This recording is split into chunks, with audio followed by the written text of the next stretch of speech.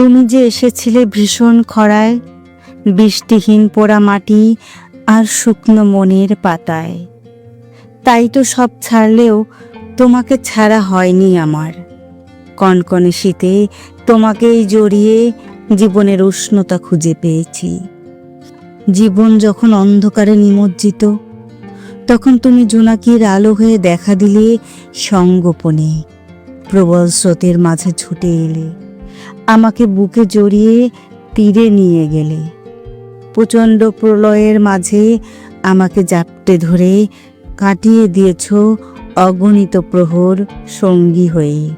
তুমি ছিলে বলেই এক জীবনের সকল যন্ত্রণা বয়ে বেড়ানোর শক্তি ছিল এই নিঃসঙ্গতার মাঝেও।